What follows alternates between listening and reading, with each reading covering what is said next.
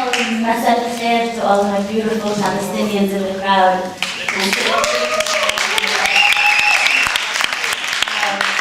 We wanted to start the evening tonight with the poem We Teach Life, Sir. And the reason we wanted to start with this, at least for me, I want to dedicate it to every Palestinian refugee, whether in Gaza or outside of Gaza, still struggling and fighting for our right to return home against all odds. And I will add, not our right to see home, but our right to return and live home. Today, my body was a TV massacre. Today, my body was a TV massacre made to fit into sound bites and word limits. Today, my body was a TV massacre made to fit into sound bites and word limits. Today, my body was a TV massacre. It was made to fit into sound bites and into word limits, and I perfected my English. And I learned all my UN resolutions. I perfected my English. I practiced all my UN resolutions, but still, he looked me right in the eye and he asked me, Ms. Ziadah, don't you think that everything would be resolved if you Palestinians would just stop teaching your children so much hatred? Pause. I look inside of me for strength to be patient, but patience is not at the tip of my tongue. I look inside of me for strength to be patient, but patience is not at the tip of my tongue as the bombs drop over Gaza. Patience has just escaped me. Pause. Smile. Rafeef, remember to smile. You're on camera, so please remember to smile. Pause. We teach life, sir. We teach life, sir, after they have occupied the last sky. We teach life after they have built their settlements and their apartheid walls. After the last skies, we teach life, sir. But today, my body was a TV massacre made to fit into sound bites and word limits, and every journalist needs a hook. They need a personal hook. They need a personal story, you see, a very personal story. They don't want to talk about that word apartheid, nothing about that word occupation. How about you give us a story of a woman in Gaza who needs medication? No, we're not speaking about occupation. We just want a story of a woman in Gaza who needs medication, just medication. How about you? How about you? Do you have enough bone-broken limbs to cover the sun? Hand me over your dead. Hand me over your dead and give me the list of their names. But make sure it's in 1,200 word limits. That's all the editor would accept. Today, my body was a TV massacre made to fit into sound bites and word limits. It was meant to hook those that are desensitized to terrorist blood. But they felt sorry. They felt sorry for the cattle over Gaza, so I give them statistics and UN resolutions, and we condemn, we deplore, I speak their language. We condemn, we deplore, we reject. These are not two equal sides, occupier and occupied, and 100 dead, 200 dead, 1,000 dead, and I recount, 100 dead, 200 dead, and I smile, not terrorist. Remember to smile, not exotic, and I recount, 100 dead, 200 dead, 1,000 dead, 100 dead, 200 dead, 1,000 dead. Is anyone out there? Will anyone listen? Is anyone out there? Can anyone hear them? I wish I could just wail over their bodies. I wish I could just run in every refugee camp, hold every child, cover their ears so they wouldn't have to hear the sound of bombing for the rest of their life the way that I do. I wish I could just wail over their bodies. I wish I could just run barefoot in every refugee camp, hold every child, cover their ears so they wouldn't have to hear the sound of bombing for the rest of their life the way that I do. Because no soundbite, no matter how good my English gets, no matter how well I practice, no soundbite will bring them back to life, and no soundbite will fix this. We teach life, sir. We teach life, sir. We Palestinians wake up every morning to teach the rest of the world life, sir.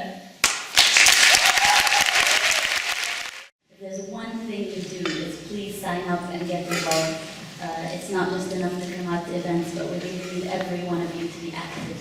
I wrote the poem Hadid when there was a big debate in the public relations and marketing world about the use of women as spokespeople in the military. And both the Israeli military started it, and then the US military wanted to start using it, saying that it's much better when you use women spokespeople because it seems softer when you explain bad news. And there was a huge debate in the marketing world about how the use of women, can my volume be turned up a bit? About the use of women and how good it is as military spokespeople. So this poem is called Hadid, for a little girl that died in a bombing in Gaza. I should say I woke up at 4 in the morning this morning to catch the plane. That's not the poem. Hadid is 9. Hadid is 9. No, I apologize. I'm sorry. I apologize. This morning, Hadid was 9.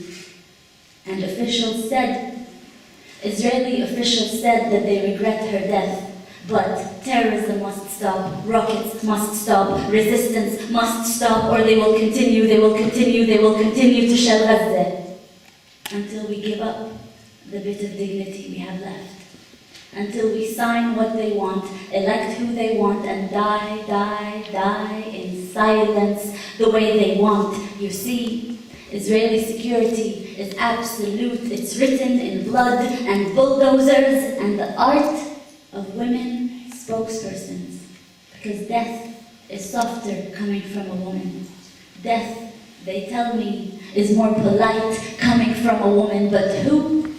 Which one of you will tell Hadid's mother that nothing changed the day Hadid died? Which one of you will tell Hadid's mother that nothing changed the day Hadid died? The doves, because the doves will not fly over Gaza again. The doves will not fly over Gaza again. Hadid is gone, forever gone, and her brother Ahmed lost his sight.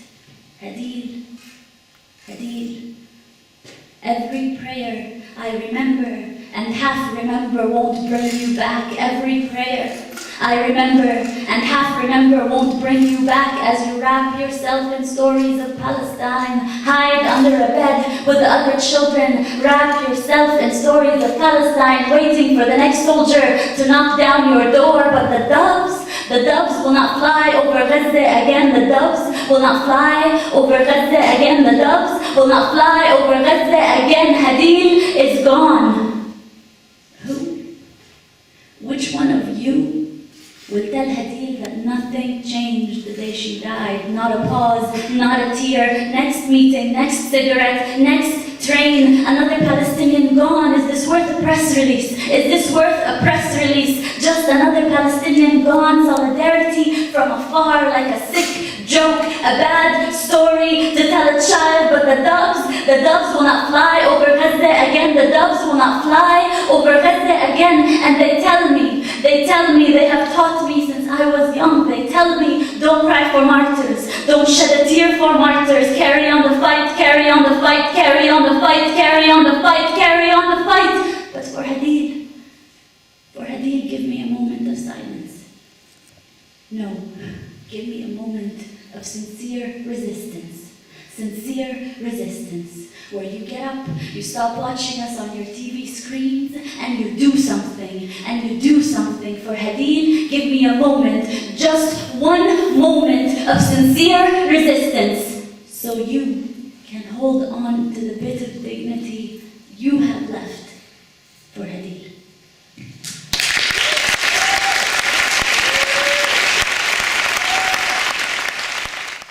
I think anger is actually a healthy emotion.